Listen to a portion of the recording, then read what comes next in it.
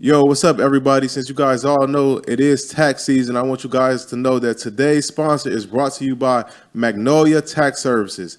If you're a business owner or a high-earning individual, take control of your finances with the tailored tax planning services of Magnolia Tax Services. Their team of certified public accountants and enrolled agents specializes in maximizing savings for individuals and businesses by utilizing the latest tax laws and strategies. From complex business structures to high net worth individuals, they'll develop a customized plan to minimize your tax liability and increase your bottom line. Don't leave money on the table. Contact our partners at Magnolia Tax Services today for a consultation and get a $100 credit towards your service by clicking the link in the show notes. That's right, guys. Like I said in the beginning, it is tax season, so you want to make sure you tap in with my guys at Magnolia Tax Service today. And once again, that link is in the show notes. And now we'll get right into the show. Gotta get your brain right if you're trying to make $1 million. If you ain't gonna do it for yourself, then do it for your mama. Only stay surrounded by them people if you know they solid. Elevate your hustle up today to double up your profit. Trying to learn some game, Xavier gonna talk about it.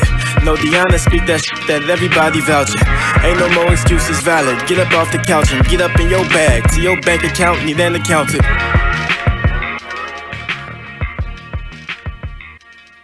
Yo, what's up, everybody? Welcome back to the greatest show on earth, the Millionaire Mindsets Podcast. I am your host, Xavier Miller, and today I got another great episode for y'all, so make sure y'all stay tuned for this one and share this one to everybody that y'all know, because there's going to be a lot of game and value. But before we start the show, as always, I would like to advise all the listeners and the watchers to please subscribe, leave that 5-star rating, leave that review, share, like, do all those things. We're trying to run those numbers up in 2023. So like I said, if you could do those things, we would greatly appreciate it. And getting right into the show. So today I got another great guest, a guy that's doing amazing things, and he has an amazing story. And I had to have him on the show. His name is Dr. Uyi Abraham. Welcome to the show, bro. We're glad to have you here. Yeah, good to see you, bro. Thank you for having me. It's a pleasure to be here. Definitely, man. It's a pleasure to have you on. So, getting right into the show, man. So, for the people this may be their first time hearing you or seeing you, do you mind just giving a brief background on yourself? Yeah, that's awesome. So, I'm Uyi Abraham. So, I came to America with just $100 and a suitcase of clothes a couple of years ago. Actually, we're filming in Dallas. So, I used to live in Dallas. Okay. But now I live in Atlanta, Georgia. Okay. So I came here primarily to go to medical school. I was raised by my grandma in Nigeria, so I was able to get opportunity to come to America to go to medical school. But I came to America, and then I started kind of taking the classes and stuff, and I noticed that science was just, I kind of lost hope and just lost everything, So I became homeless. I slept on the street here in Dallas. So really? Things were very tough. Yeah. I came with just $100, and I was staying with a family member at the time, and we kind of didn't get along after a while because I wanted to do some other things, entrepreneurship, instead of being, in the medical school. Cool. So that's kind of made things just kind of very funny at the time. So from being homeless to start, going back to school again, then starting businesses to where I am now with, from $100 to 8 figures, in business, just, trying to help people and just exactly. That's beautiful, man. And talk about that process before you get into the States. How old were you when you left Africa?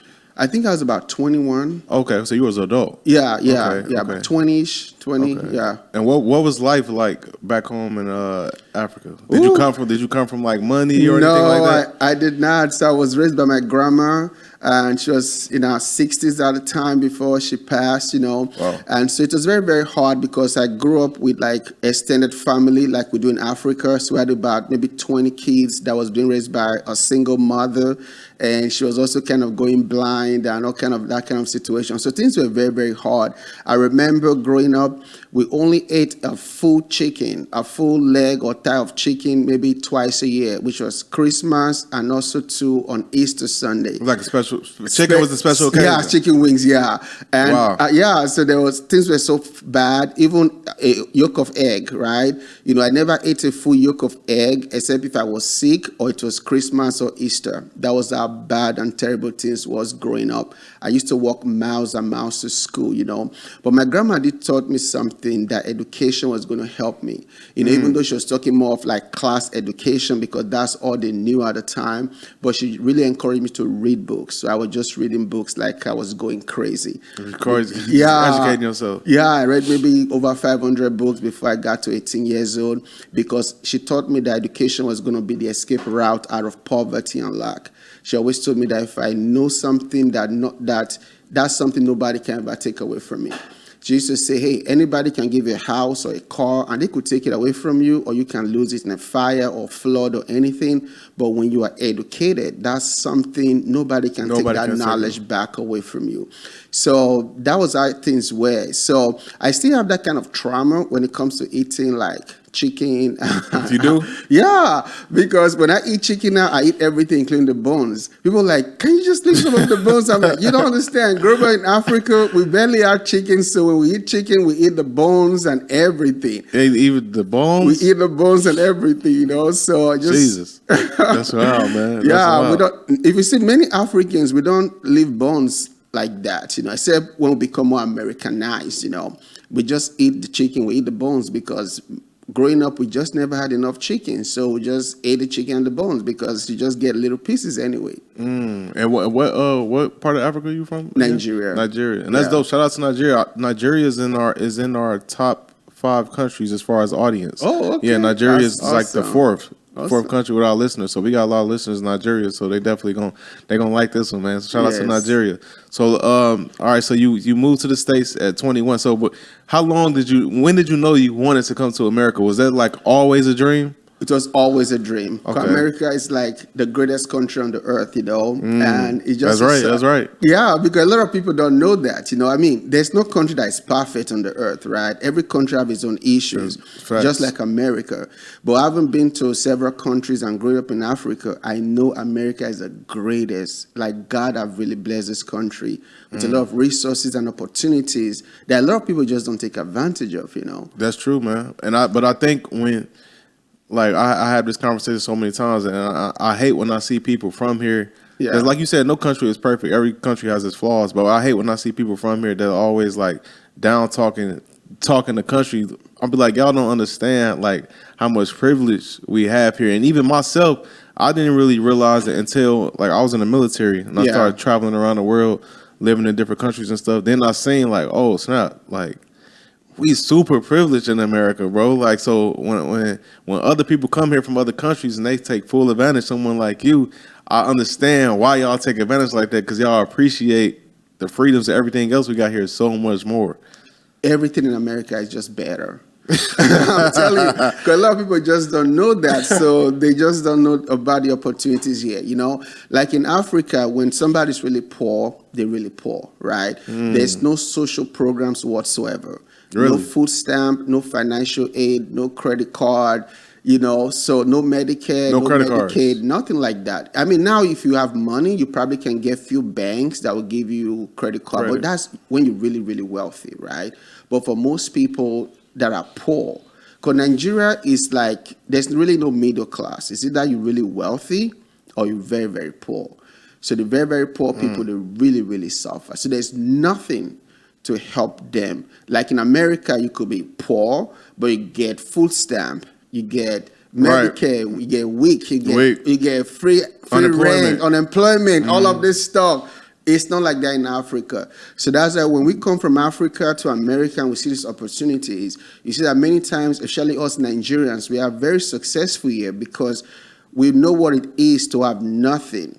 So now we come to a place with so much opportunity, we just try to take advantage of it, That's like I said, I love to see that, and like I have these conversations all the time. Like I said, being ex-military, I know those privileges that we have here that people don't truly understand. This is why I encourage people to travel all the time, because I'm like, you just used to your city, your state. Now understand the world is so much more bigger than when you go to these other parts of the world and you see how different it is. You're gonna be like, oh snap, we got free reign back home. We could do whatever. So I need to take advantage of these opportunities. So let's talk about you actually get into the States. So like you said, you didn't have much money. You got to the States. What did you do when you got here?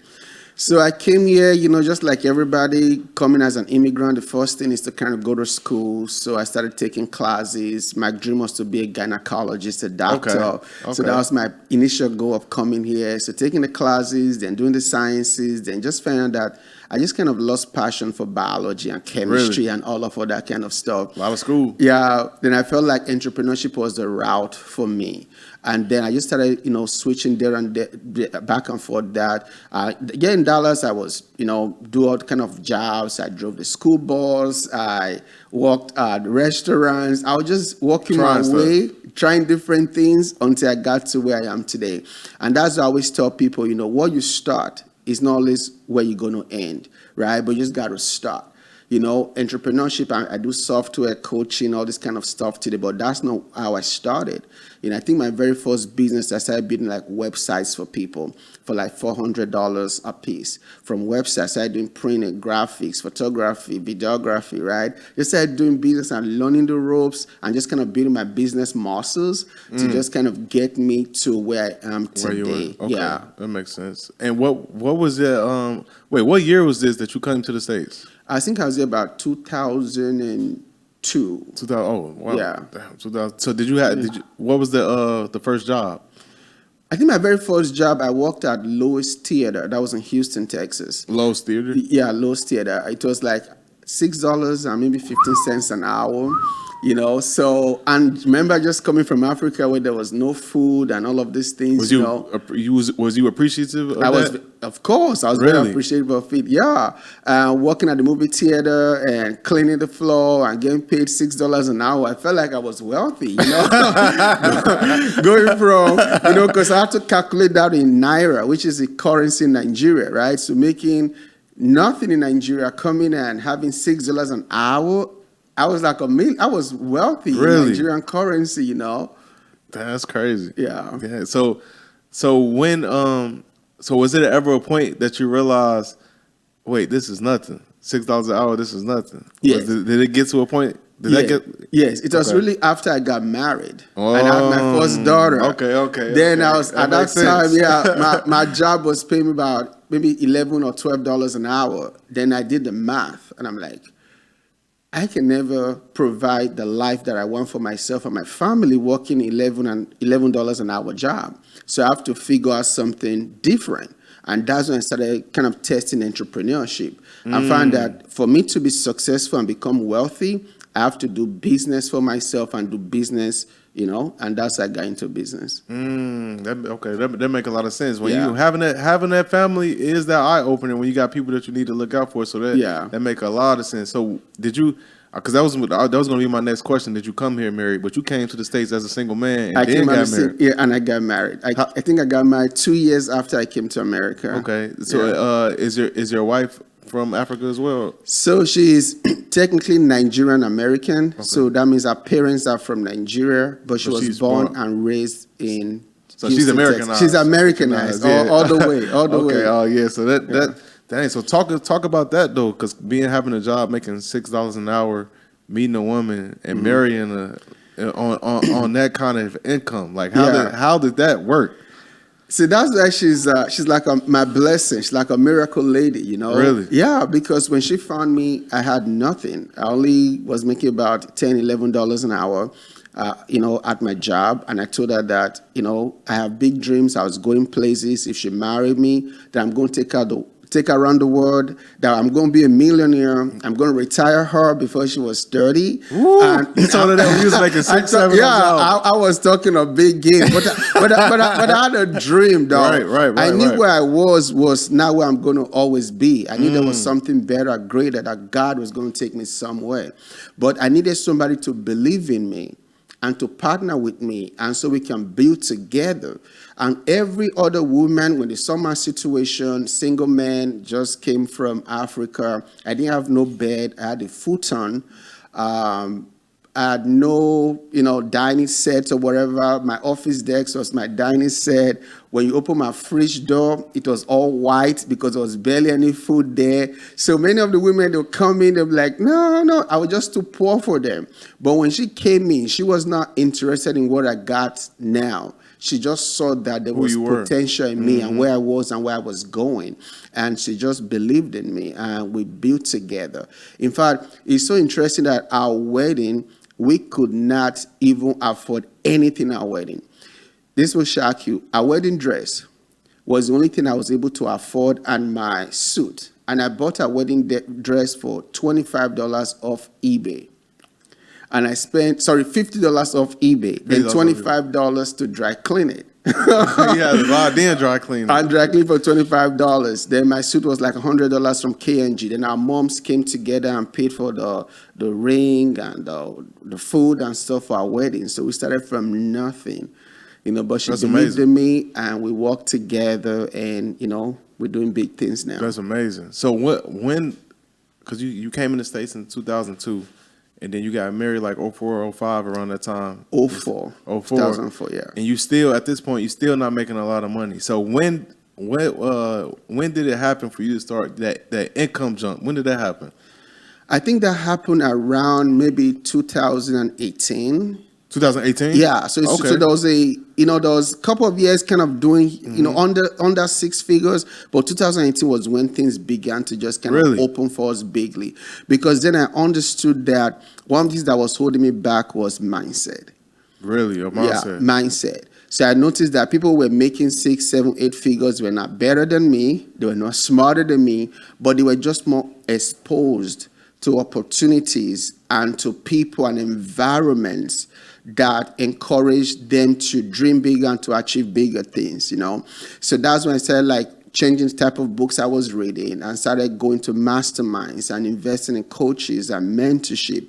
And that exposure, and when my mind shifted, then I started dreaming bigger dreams too. Really? I went, stopped doing all these small type of businesses I was doing, tax business is not necessarily small, but I had a tax business. I was doing Turo. I was doing multiple. So you was doing a lot of things. I was doing a lot of things, but because I was just scared, I didn't have the confidence to just stick to one for it to become successful. But my mindset began to shift, and I began to understand I have to really stick to one thing and just think bigger, dream bigger, and that's when things just started shifting, and our money just started going up too.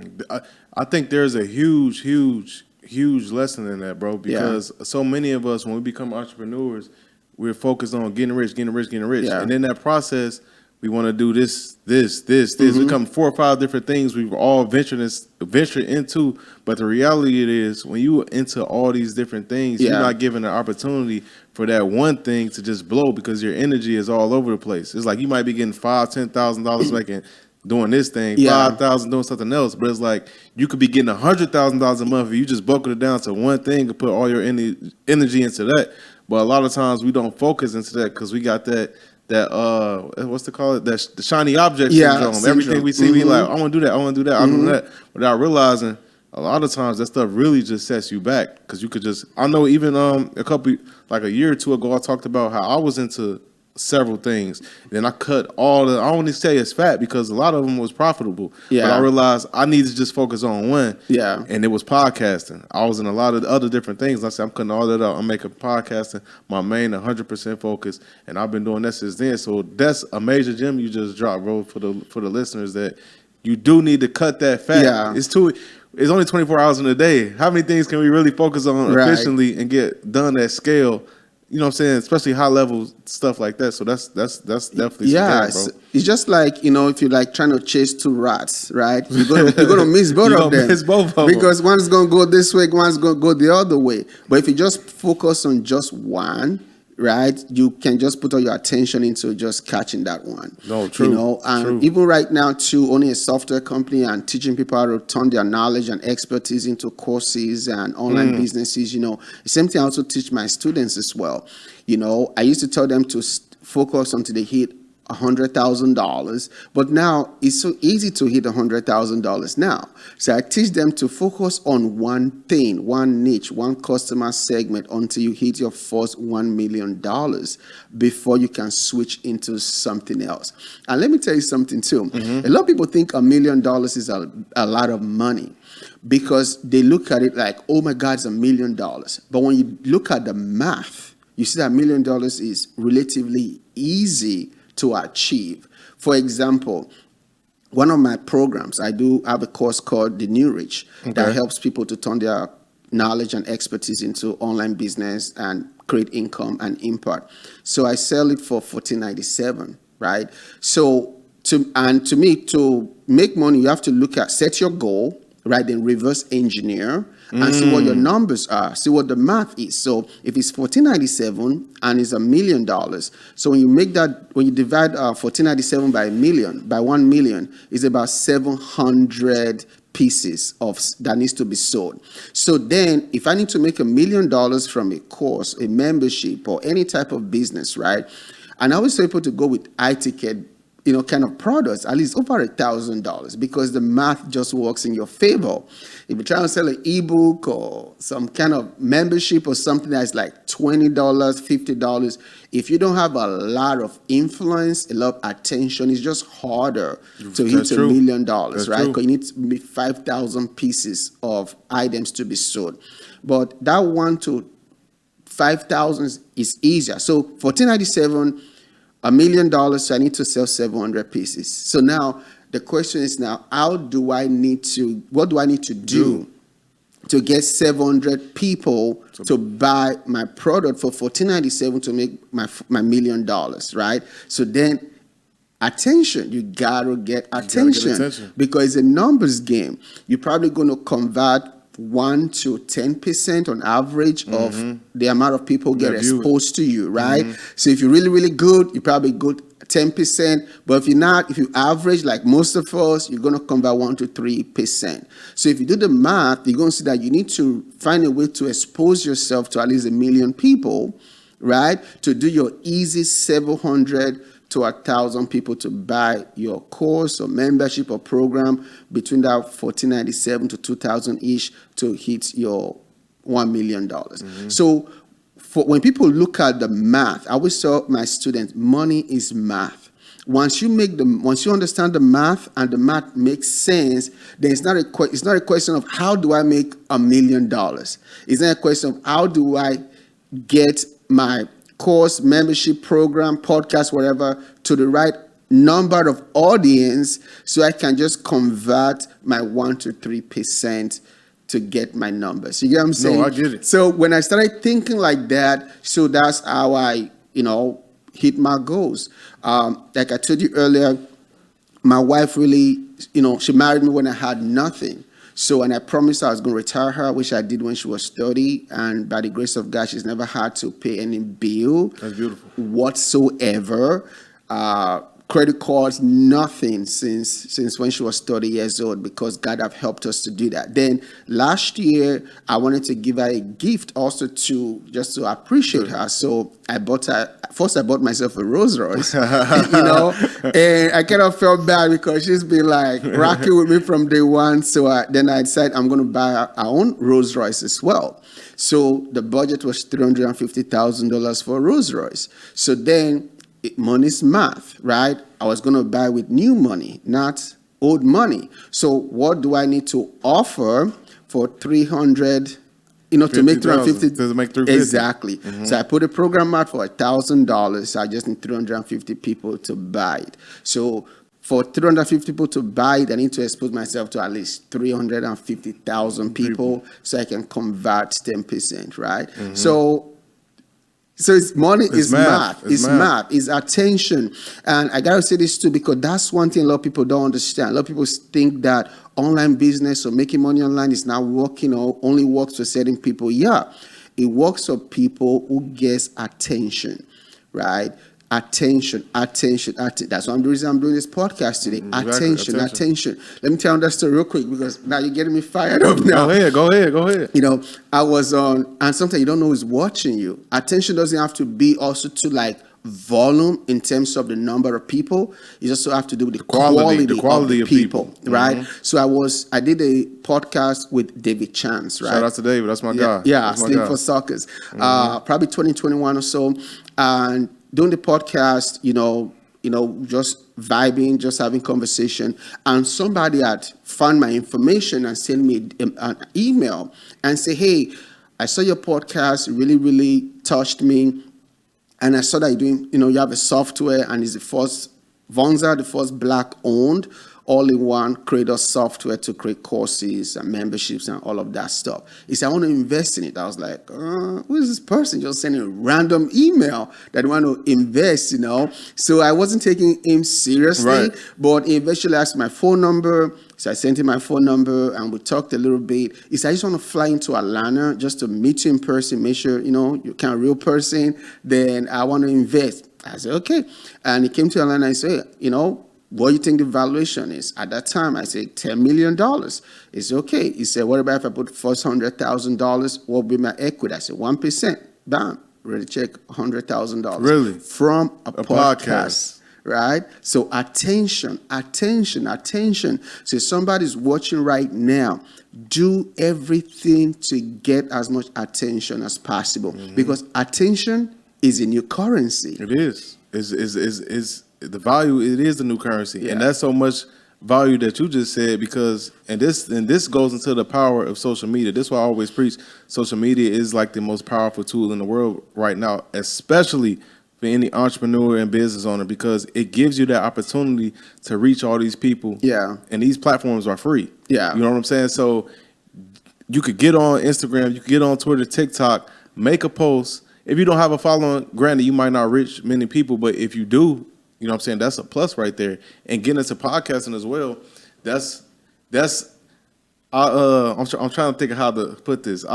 I was talking to somebody else. I'm not gonna say who it was. I had him on my podcast, and he said something very similar off camera. He was like, "Yo, I think a lot of the people in my space of entrepreneurs don't realize how powerful people like you are in your position, because you have the audience. You have the authentic audience that I know that as an entrepreneur I could come on and I could reach your audience telling my story. Yeah. And that's extreme. People don't realize how valuable that is, you know what I'm saying? Getting on a platform that has an audience and introduce yourself to this audience. Yeah. And not only you introduce yourself to these thousands and millions of people, now they're gonna tell other people about you when they like your story. The guy that invested in your company, who knows? Like he probably found you from Social Proof. He heard it, reached out to you. Who knows how many other people he told about you, told about Vonza. So social media, man, it is the most, like, in my opinion, like the most powerful tool right now, because you could reach. There's not been a point in history. Back in the day, in the 90s, 80s, you started a company.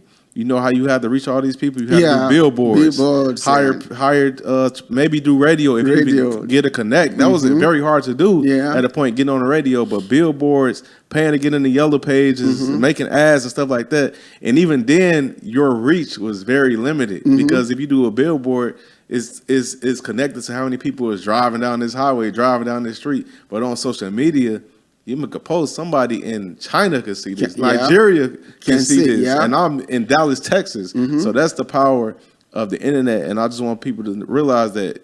Don't undervalue that. Like, use that right now. You know what I'm saying? Just because you got 100 followers right now, don't mean you'll have 100 followers next month. If you keep making content and keep seeing the value and putting out valuable stuff, the following is gonna grow and your reach is gonna grow. So I like that you touched on that, bro. That's big. Yeah, that's really awesome, because that was a big game changer for me. Because everybody is being told when you start in a business to try to find your dream customer and this and that, which is good. But from what I know now, I tell people don't try to find your customer, so to speak. Just get attention. Just get the attention. Get attention. They're going to find you because it's a numbers game. You're Just right. get as much attention as possible. And within that place, you're going to find your customers are going to just find you. Or that you're going to be trying to find your first 5, 10, customers and running all over the place. Get attention. And let me give a shout out to Grant Cardone too. I think he really kind of helped me with that mindset also, because I heard him talk about it so many times until I finally got it.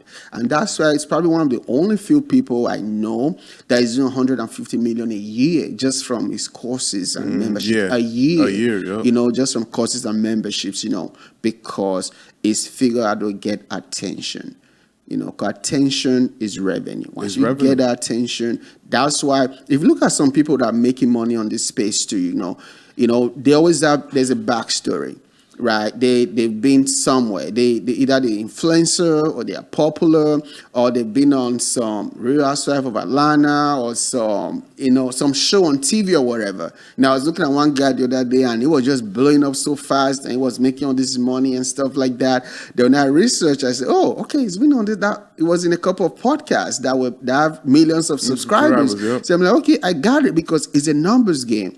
Podcast 2.3 million people made his first $1 million month from it. It's a numbers game. Yes, it is. It's a numbers game. It's the fastest way to grow wealth. Instead of chasing customers, find a way to get attention of your potential customers. Man, and talk about this part too, because a lot of times people will hear stuff like that and they're like, I just want attention. I just want attention without having the actual offer. That's the key part. You want to get the attention, but you want to have an offer. Exactly. You need the offer. You need the offer that makes sense. You need the offer that is sellable. You need the offer that can connect with your potential audience too. Exactly. Right? Or that you just get attention for no reason. Right. Like example, they have millions of followers on social media, but they're not making money from it. Yeah, that's crazy. To Yeah. me. It's like the story I heard about a year ago, maybe a year and a half, about, I forgot her name, but she had like over 1 million followers. And she dropped like a clothing line, and she was like on her story crying and complaining about it because she only sold about like 30 pieces. Wow. With 1 million followers. And she was like, nobody supported me. I only did 36 sales, and I have over 1 million followers. It's because you probably was not offering anything. You probably just dropped it out of the blue. Exactly. And your followers don't know you for that. So it's like, it's and hard they don't even care about it sometimes. Care. Yeah. Exactly. So having that offer is everything. But talk about because you giving up a lot of value right now. Talk about your company Vonza for a second, just for the people. So I want people to know exactly what that is and what you do. Yeah. So when I started online business, right? So one of the first thing I did, so I learned taxes. I had a tax office, couple of tax offices in the Atlanta area. Okay. Then people started coming to me and be like, hey, I see you doing well with your tax offices. Can you teach us how to, do taxes? Then I learned about creating online courses. So turn that knowledge of tax preparation business into an online format so that people can buy it. So I created my first course on taxes, teaching people how to create tax business, right? But then as I was doing it, I wrote a book, I wrote an ebook, I was selling merch, 'cause I've always been a multi-passion entrepreneur, Right. But then it just became so cumbersome and frustrating after a while because I needed multiple tools to run my business online, right? My online business is really to just help people to turn their knowledge into revenue. But I have multiple streams or multiple ways of doing that: course, membership, ebook, merch, and this and the other, right? So it just was so frustrating. I remember one day I was, doing a launch for my tax course, and then I was using Teachable for my course. I was using ClickFunnels for my funnel, Sam's card for my card. I was using, I can drop those names, I was using WordPress for my website and using plugins to tie them all together to work. And the plugins just misfired, and that launch was horrible. I felt so ashamed. And I was like, that was around 2019. I said, okay, it's 2019. We can send a man to the moon. We have a phone that can bring a car down, that we can get a taxi from our phone called Uber. And yet there's not one simple platform that gives me all the tools I need for my business in one place. I feel like that did not make sense. So I laid down on my bed that day. I was just like, God, something needs to change. Entrepreneurs like me don't need to suffer what I just suffered, the embarrassment of click the link, but why is the link not working? Because the plugin misfired and I'm using so many different tools. So that night I'll just pray. I don't know if the audience believe in God or not, but I believe in God. I pray and I like, God, I want to do something about it. I heard Vonza. I've never ever heard that word in my life. I just heard Vonza. And I went to GoDaddy.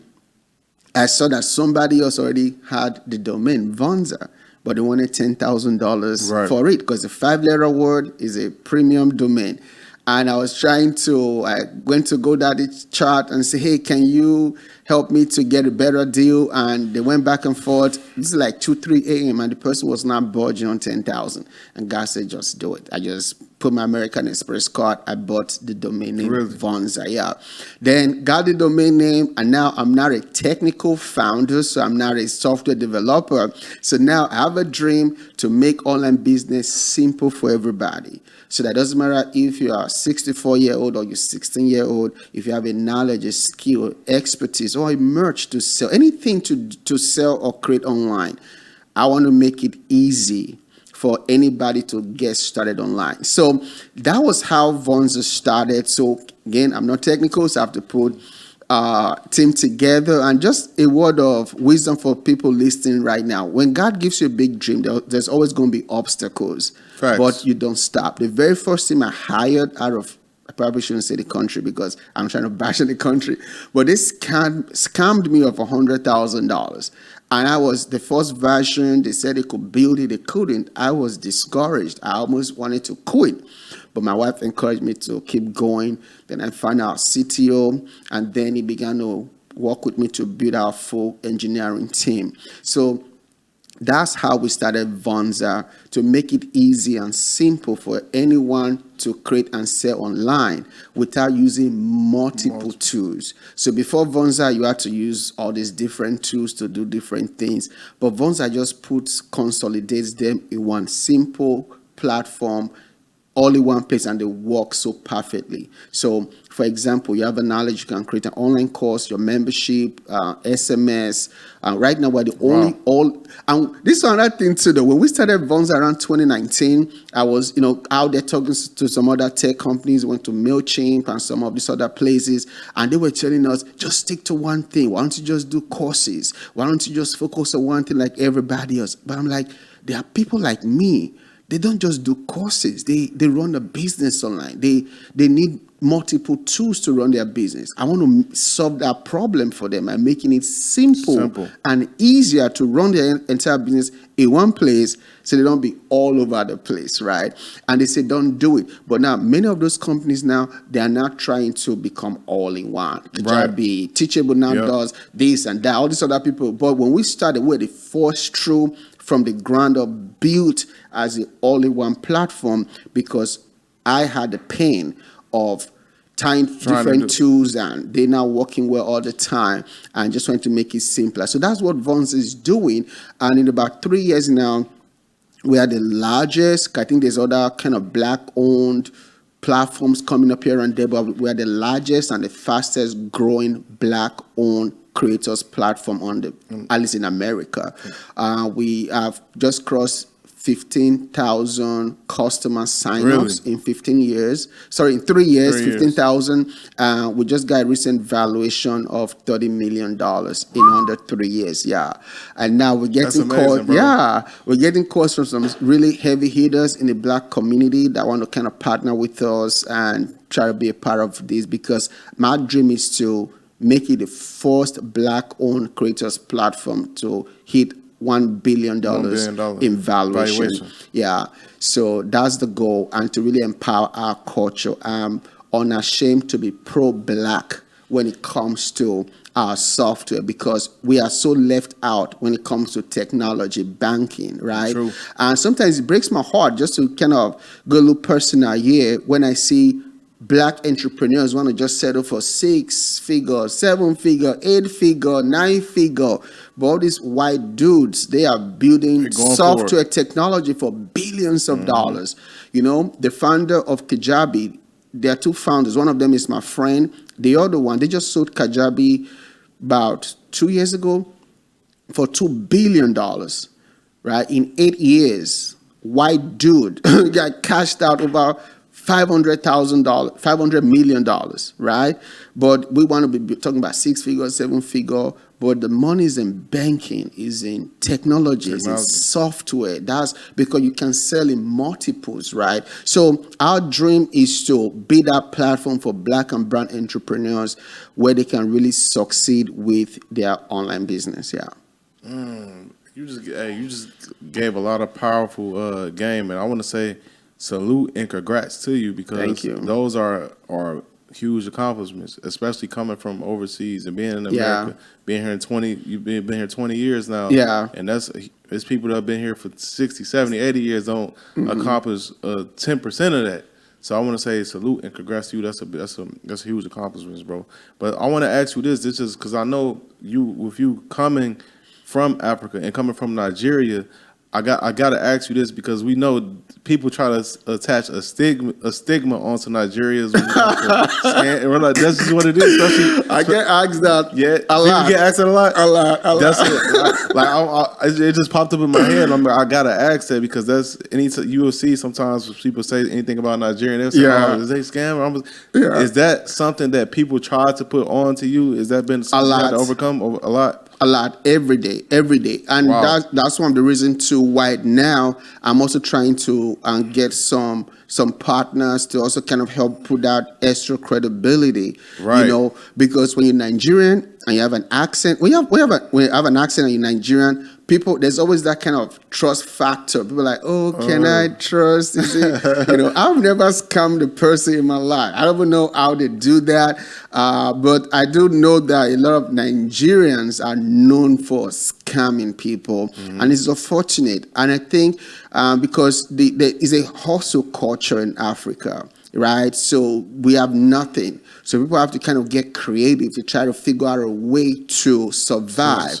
You know, but sadly, instead of some of my brothers and sisters to use that creativity for good, they use that creativity to try to scam people, which I'm not a fan of. Right. Yeah, but not every Nigerian though. But it's another fact though. Nigerians are the highest, so the most educated group of people in America. Nigerians. Really? Nigerians, yeah. I'm not surprised. Factual, yeah. I'm not surprised. Yeah, because we go to school, we get educated, we're hardworking. And most of the ones that are really scamming people, they're back home. Sitting on a laptop and trying to send those emails, crypto and all of that kind of stuff. And they'll be talking to me, so I'm like, bro, you're not from there, right? You're trying to like, so you can't get me, right? you can't get me, bro. You know, they'll be like, yeah, you know the game. I'm like, no, you stop doing that. You're making us all look bad. You know, No, the Nigerians that I know personally, they all are very, very brilliant people. Yeah. Very smart, very brilliant people. So yeah, I definitely get it. But let me ask you this real quick, because this is talking to business, talking about all your amazing accomplishments and stuff like that. What are you? How can I ask this? You've been here 20 years now. yeah. Does that like that hunger and that passion that you came here with, is it kind of just, is it died down now? No. Or is it something that is still deep within you? Bro, it's deeper now than ever. Really? Yeah. Why is that? Because one thing about money is that the more you have, the more you want to have. That's true. And the more you have, the more you realize that you don't have. Because there are levels That's to true. this, right? That's very true, bro. So right now, I'm going to answer a question, but right now, I mean, I've kind of hit many of my goals. Retired my wife, retired my mom. We live in a 3-level home called the White House in Atlanta. we have Bentleys, Rolls Royces, all those good stuff.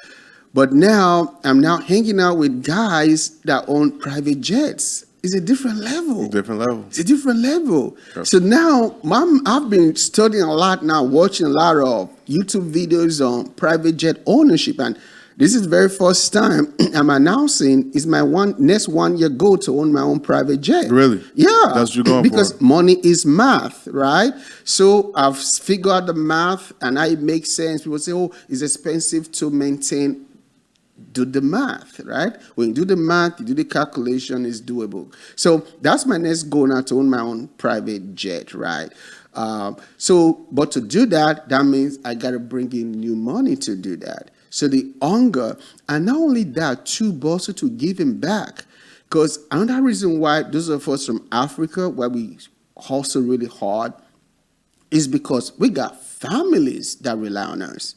We got grandmas, grandpa, we got aunties, uncle. We have family, we have villages that depend on us, right? We have to send money home all the time because people are poor there and we are kind of the only hope they have, right? I just came from Nigeria in November. You know, I took food, clothes and stuff, you know, gave millions of naira, which is, about $20,000-$30,000 away, right? And that's something I want to do more, philanthropy. So it takes money to help people. It does. Because when you're making money, you get all your needs met.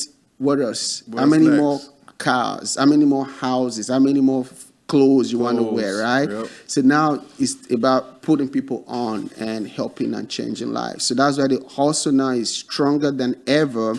And also too, because I told God when I was poor, God, if you help me figure it out and you give me that wisdom and favor with the right people to help me, put me on, I'm going to go back to get as many other people to bring them on as well. So that's my passion now. And not only with Vonza, we just created a new program, like I said earlier, called The New Reach, right? And whenever you're in Atlanta, I want to have you on my podcast. Let's do it.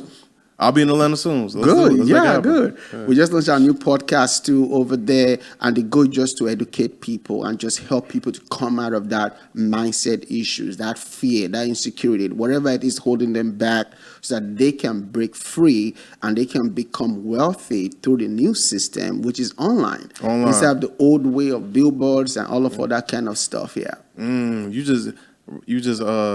You just said a lot, man. And something you said made me realize something when you said that the reason when we come from overseas, we hustle so hard is because we have a lot of people dependent on us back home.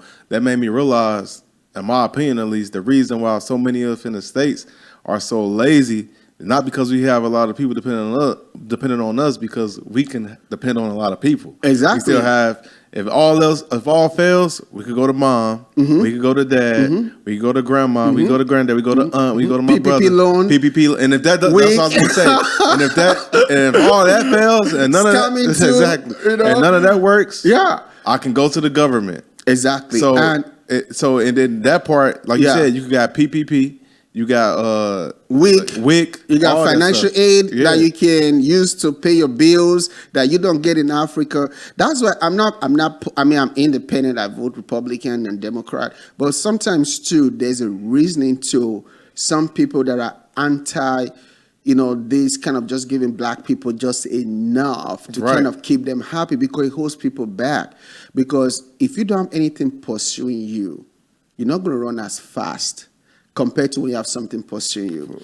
I heard this story about a woman that she was 400 pounds, and she would, if you ask her, she could scale a 2 feet fence. She'd be like, no, I can't, I'm too fat. Until a mad dog was released one day, and she scaled a 6-foot fence like no man's business, right? Like nothing. Because she saw what was pursuing her. Right. She saw what the alternative would be. She doesn't run as fast as she could, right? So that's why comfort is bad. That's like just food stamp, all of these things, it holds people back. Yeah, it do. Because it just makes them comfortable. It does. And comfort is enemy of greatness. It is. Too much help is a handicap. Yeah. It will handicap you. Yeah. Like, and it goes back to like what I said, when here so many of us are simply lazy just because we have too much help. When everything goes wrong, I go to my mom, I go to my dad, I go to my grandma, I go to my brother. Like I said, that fails. Yeah. Now I'm going to the government. I need unemployment. I need WIC. I need food stamps. I need all these different programs that they're going to freely give me. Section 8. Let me say this, I'm not knocking anybody that get these programs. Definitely I'm not knocking it. I'm just speaking on how when all fails and you can just go to these things and you feel like you're being helped, but at the end of the day, it's handicapping you because it's making you comfortable now. Like, if I can't do nothing, I can just go to the government and get it. They're going to get it to me. Exactly. And that's a mentality that is a very crippling mentality, because it cripples you. Instead of you thinking, I'm going to get this out of the situation, somebody like you, I got all these people back home depending on me. I got to get it. It's like, I ain't really got nobody depending on. We already, as you can see, you've been in America 20 years. We have a very individualized, selfish culture here. You know what I'm saying? It's all about me. So that alone is it's an interesting dynamic here for sure. It's definitely interesting dynamic. But let me ask you this: so what are the you said you want to take this to a billion dollar company? The first black owned creators, because now there's a term. When we first started, we didn't have a term to kind of called this niche of entrepreneurs that pretty much sell their knowledge, their expertise. So now there's this term now called creators economy, right? For people who kind of, teach online, sell courses, memberships and stuff. So which we're in that space. So the dream in 5 years that Vonza becomes the first black owned, because there are others that have done it. There's no black owned yet. First black owned platform to hit $1 billion in valuation. Yeah. You're on your way, bro. We are. You working. You putting in a lot of work. You doing your thing. You definitely you on your way. I want to ask you this, one of the final questions I got for somebody that's listening to this and they are where you are 15, 20 years ago. Yeah. When they feel like, man, I got nothing to my name. I might have a woman that believes in me, or I might not. I might be solo. What is that piece of inspiration and piece of advice that you can give them so that they could believe in themselves that it's brighter days coming? Wow, that's a really good one. So I would say first thing is that you got to find something. You got to stay hungry. Right? How do you do that? How do you do that? By one, you have to some of it have to be in it, right? It has to be within you. It has to be in you. So you got to find a way, because you can't always depend on people or things to make you hungry. You got to have that dream. If you don't have it, talk to God and say, God, give me a dream. Give me that hunger. Give me something within me that makes me want to have more. See? Because God's not going to give you beyond what you want, ask, or think, or desire, right? If you just want to just get by every day, that's what you're going to get. That's what you're going to get. Right? But, that's facts. You know what I'm saying? That's facts. But when you think bigger, you dream bigger, right? Then that's all you need to do. But how it's going to happen, that's God's part. All you have to do is the dreaming is yours. The execution, the favor, the resources is God's. But once you start dreaming, then God will show you that first step, right? Once you take that first step, then the next step is going to come, and the next step is going to come. So I would say dream, stay hungry. Then I would say mindset. That is huge. That is huge. That is huge. I never believed I could make 100,000 a year until I started hanging around people and seeing people making 100,000 a year. Really? Then it became my mental framework. Then it became exposure became, okay, now it's possible, right?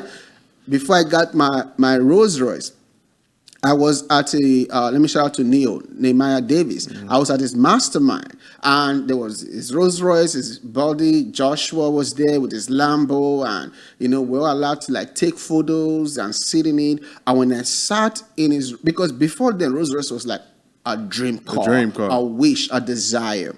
But when I sat in that boy's Rolls Royce, I said, woo! It went from something I was wishing for to my current experience. And that's important. That's and very something important. Shifted in my mindset. I shifted from something I wanted to have to something that I already have possessed, and I just need to go get it. So that mental shift that began to put things in place for it to happen. So people need to expose themselves. We are all a product of our environments, right? And environments can keep you or it can expose you. If you are living, to your viewers now, if you live in a bad part of town, you live in a poor part of town, and you think you're saving because the rent is cheaper, but what you don't know you're doing is that you are also limiting your ability to dream bigger, to expose your mind, your soul, your spirit to more.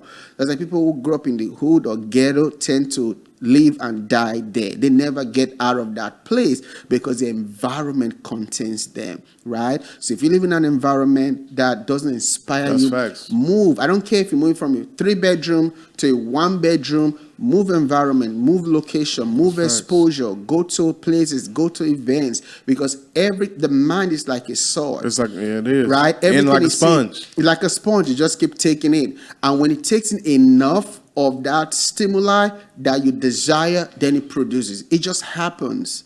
And that was key for me. I just stopped hanging around people who were just wanting to just make $40,000 a year. And when I started going to places, people making $1 million a day, $1 million a month, They're not smarter than me. I can do it too. Right? So I have this rule or this law. Let me give it to the viewers real quick too. This is what I believe, and I've seen happen to me over and over and over again. Anything I ever want, if I can see it, if I can touch it, if I can feel it, is mine. It's mine. I can have it. I can have it. Yes. I can have it. Man, that's man. So go touch that rosary, go touch that house, go touch that billion. I went to an event. I met with the founder of MailChimp. It sold for 18 or 22 billion dollars. The guy sold like $4 billion. I paid whatever it would take for me to be in the room just to touch his hand. Just to touch his hand. Because if I can touch it, if I can feel it, if I can see it, I can have it. Bro, that's so powerful. That's a powerful way to end up for that. And I feel like that's one of the secrets, at least for me personally, to success. Just for anybody that's listening, that's in a position where they seen their way out, they like, man, I'm broke as hell. I'll never be.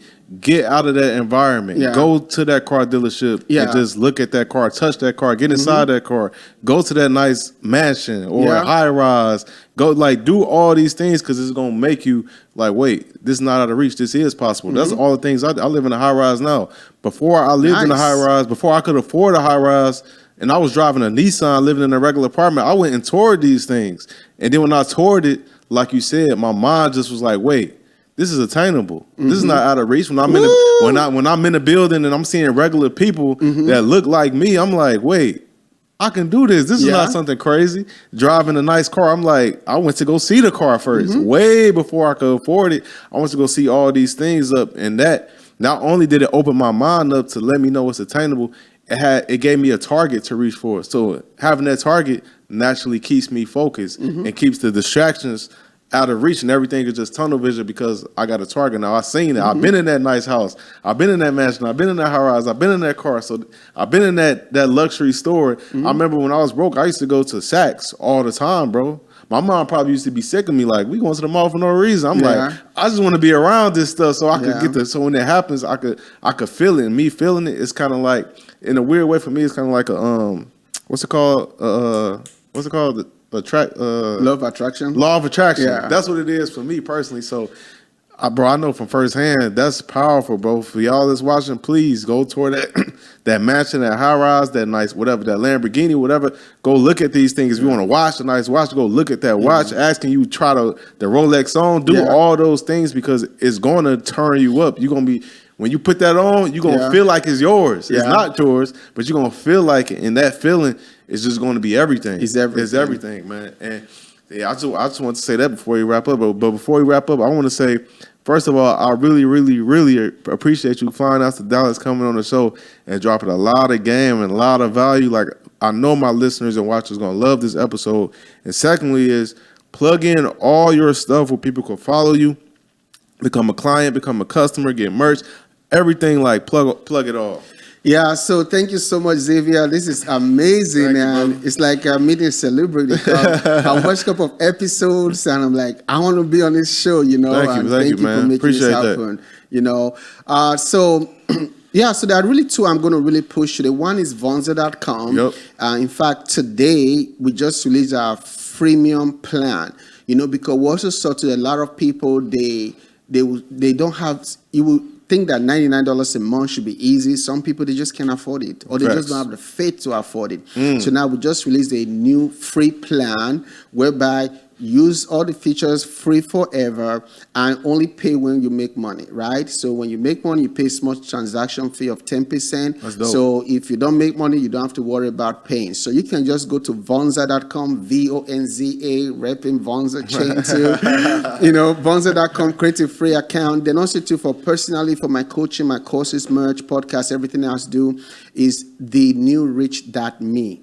thenewrich.me. So if you go to these two places, you're going to get information about us. I'd love to connect with you. That's beautiful, man. Make sure y'all tap in. And the link for Vonza, I'm going to put it in the show notes for everybody that's got businesses, got stuff going on, got courses. I'm going to put that link in the show notes so you guys can get tapped into that ASAP. And as always, you guys can follow me on all platforms at Xavier Miller. I'm at the official Xavier Miller on Instagram. And you can follow the Millionaire Mindsets podcast everywhere as well.